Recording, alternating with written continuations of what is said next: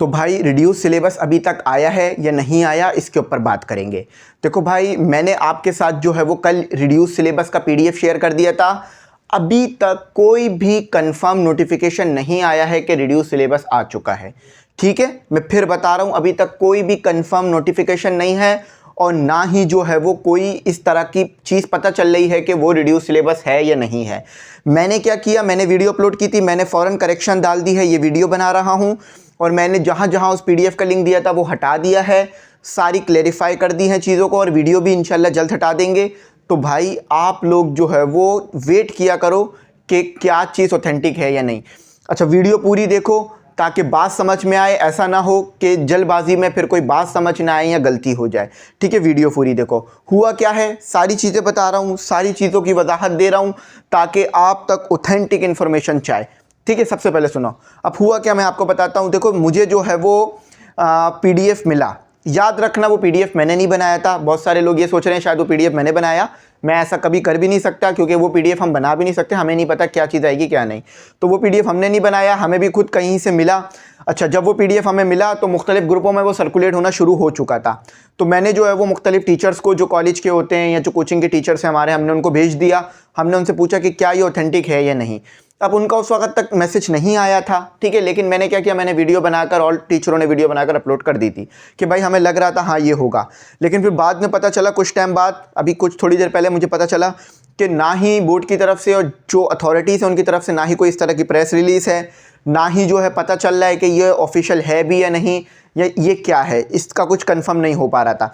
अच्छा, एक और चीज़ जो बड़ी शक कराने वाली थी, टीचरों ने उस तरफ हाईलाइट किया। मैं उन तमाम टीचरों का शुक्रिया अदा करूँगा जिन्होंने मुझे करेक्ट किया, और गलती हो गई तो उसके लिए अब ये मेरी ज़िम्मेदारी है कि मैं इसको वजाहत दूँ।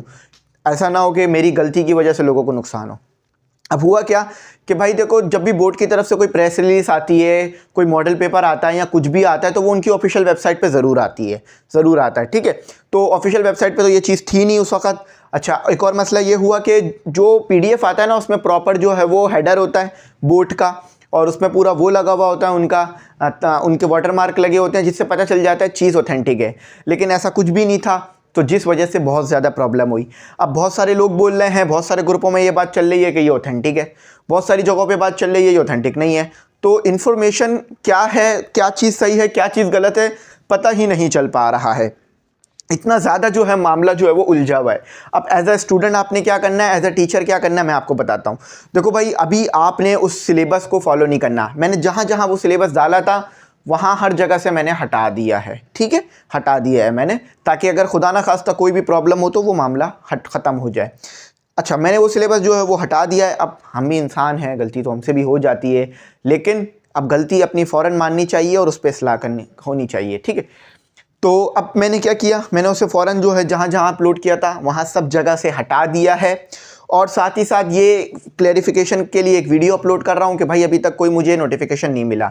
अच्छा, आप लोगों के पास भी अगर वो सिलेबस है तो आप लोगों को भी अभी तक पता चल गई होगी ये बात कि अभी तक कोई जो है वो प्रेस रिलीज़ नहीं है। अब क्या वो ओरिजिनल है या नहीं है, क्या वो जो है वो फेक है या क्या है, तो जैसे ही बोर्ड की तरफ से कुछ पता चलेगा, या जो अथॉरिटीज़ हैं जिन्होंने रिड्यूस सिलेबस देना है, जिन्होंने ये सब कुछ शेयर करना है, तो जब उनकी तरफ से कुछ पता चलेगा, प्रॉपर नोटिफिकेशन आएगा, तो ही मैं आपके साथ अब शेयर करूंगा। देखो, पहले भी मैं बहुत सालों से आप लोगों के लिए काम करता आ रहा हूँ, 4-5 साल हो गए मुझे काम करते हुए। मैं हमेशा क्या करता था, प्रेस रिलीज़ का वेट करता हूँ।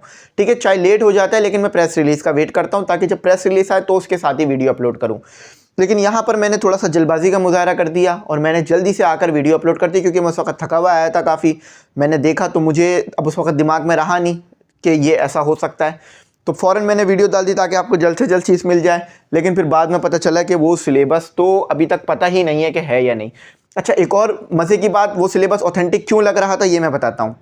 उसमें HSC करके प्रॉपर लिखा हुआ था, हेडिंग वगैरह डली, मतलब टाइटल वगैरह डले हुए थे, जैसे अमूमन आता है वैसा टाइटल नहीं डले हुए थे, नॉर्मल जो लिखा हुआ होता वो लिखे हुए थे। और दूसरा, फिर जो उसमें फर्स्ट ईयर के जो चैप्टर दिए हुए थे वो वही थे जो आपके होते हैं, जो सेकंड ईयर के जो चैप्टर्स दिए हुए थे वो भी वही थे जो आपके होते हैं। तो इस वजह से वो रियल लग रहा था। जिन जिन बच्चों को वो मिला उन सबको रियल लग रहा है। लेकिन फिर बाद में उन टीचरों का मैं शुक्रिया अदा करता हूँ जिन्होंने मुझे जो है वो दुरुस्त किया, मेरी इस्लाह की, तो उन सबका शुक्रिया है कि उन्होंने बताया कि ना ही अभी तक कोई प्रेस रिलीज़ मिल रही है, ना ही पता चल रहा है, और कुछ इसमें ऐसी चीज़ें हैं जो पॉसिबल भी नहीं है। तो इस वजह से फिर मैंने जो है वो ये वीडियो फ़ौरन अपलोड की जैसे ही मुझे पता चला। तो मैं उम्मीद करता हूँ भाई आप एमी इंग्लिश सेंटर को सपोर्ट करते रहोगे, और इंशाल्लाह आने वाले वक्तों में मैं पूरी ये कोशिश करूँगा कि कोई भी इस तरह की चीज़ जो कि वाज़े ना हो, 100% श्योर ना हो, आगे ना जाए। ठीक है। अच्छा, एक और बात मैं आपको बता दूं कि भाई आपको पता है सोशल मीडिया का दौर है, हर इंसान के पास स्मार्टफोन है, वो जो भी चाहता है आगे भेज देता है। तो इस चीज़ का ध्यान रखो, इस चीज़ का ख्याल रखो एज अ रिस्पॉन्सिबल सिटीज़न, और एक पाकिस्तानी शहरी होने के नाते ये आपकी रिस्पॉन्सिबिलिटी है कि किसी भी गलत चीज़ को आगे सेंड ना करो, किसी भी ऐसी खबर को आगे सेंड ना करो जो कंफर्म ना हो, किसी भी ऐसी चीज़ को आगे ना भेजो जिससे किसी को नुकसान हो जाए या किसी का जो है वो कुछ ख़राब हो जाए या किसी का जो है वो माइंडसेट में कोई ख़राबी आए। तो इन तमाम चीज़ों से बचो। ठीक है। कोई भी इंफॉर्मेशन जब तक आगे ना भेजो जब तक अथॉरिटीज़ से ना मिले आपको।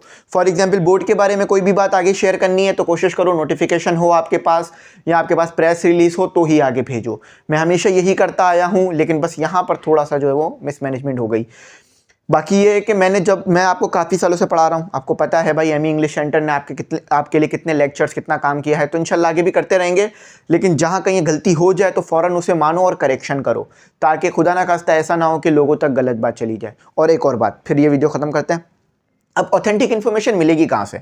सबसे पहले तो जो ऑफिशियल अथॉरिटीज़ होती है ना उनको फॉलो करो, जैसे बोर्ड की वेबसाइट और दूसरे जो इदारों की वेबसाइट्स होती हैं उन्हें फॉलो करो, वहाँ से आपको ऑथेंटिक इन्फॉर्मेशन मिलेगी। या फिर अगर नहीं बात समझ आ रही तो सोशल मीडिया के बजाय प्रिंट मीडिया को देखो, अखबार को देखो। अखबार में जो इन्फॉर्मेशन आती है वो रियल होती है, क्योंकि वो पूरे ऑथेंटिक से सोर्स से आ रही होती है, उनका काम है ये। या फिर आप जो है वो इलेक्ट्रॉनिक मीडिया को देखो। इलेक्ट्रॉनिक मीडिया क्या मुराद? जो आपका मेन स्ट्रीम मीडिया है ना, जैसे जो आपके मेन चैनल हैं, मैं किसी चैनल का नाम नहीं लूँगा, लेकिन जो आपके मेन चैनल्स हैं ना उनको देखो। टीवी में देखो, जो इन्फॉर्मेशन मिल रही है ना वो ऑथेंटिक होती है, वो पूरे सोर्सेज से सब कुछ वेरीफाई कर ही आप तक आगे पहुँचाते हैं।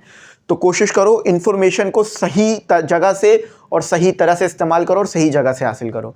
आई होप मेरी बात समझ में आ गई होगी।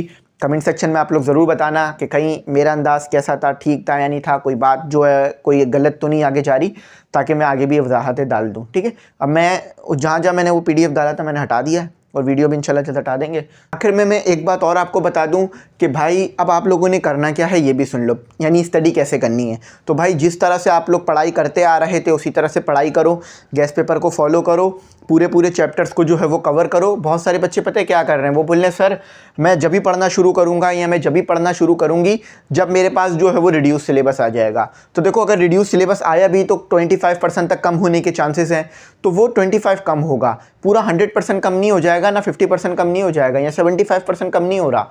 तो आप लोग जो है वो अपनी पढ़ाई को करते रहो, ऐसा ना हो कि कहीं रिड्यूस सिलेबस के चक्कर में टाइम इतना निकल जाए और मेन टॉपिक आपके जो है वो रह जाएँ। और हाँ, टीचर्स को ऑलरेडी मेन टॉपिक्स तो पता ही होते हैं, कुछ चैप्टर्स के मेन टॉपिक ऐसे होते हैं जो कि नहीं छोड़े जा सकते।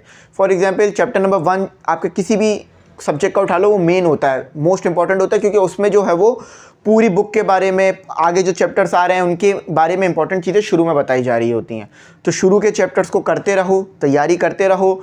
और मैं जो लेक्चर्स अपलोड करूँगा ना वो आपके रिड्यूस सिलेबस के मुताबिक नहीं करूँगा, बल्कि तमाम चीज़ें पढ़ाऊँगा, क्योंकि बहुत सारे ऐसे बच्चे हैं जिनको रिड्यूस सिलेबस की ज़रूरत नहीं पड़ेगी, वो पूरे साल से पढ़ते हुए आ रहे हैं, तो वो सारे टॉपिक कवर करेंगे। फॉर एग्जांपल भाई मेरे साथ भी ऐसा होता है कि अगर टीचर कभी कोई इंपॉर्टेंस बता देता है ना क्लास में पेपर से पहले, तो मैं उन इंपॉर्टेंस को फॉलो नहीं करता। क्यों? क्योंकि मुझे पता है भाई मैंने पूरा साल ही करना है, तो मैं पूरे साल पढ़ रहा हूँ, तो फिर मुझे क्यों जो है इंपॉर्टेंस को फॉलो करना है। मैं एक एग्जाम्पल के तौर पर बता रहा हूँ, सही है। तो आप कोशिश करो, मेहनत करते रहो और जो है वो इन्फॉर्मेशन को सही जगह से हासिल करो। अच्छा, कोई बात ना समझ में आई हो, कुछ रह गया हो तो पूछ लेना, मैं गाइड कर दूंगा। यहीं तक रखते हैं। Thanks for watching. अल्लाह हाफिज़। कीमती दुआओं में ज़रूर याद रखना।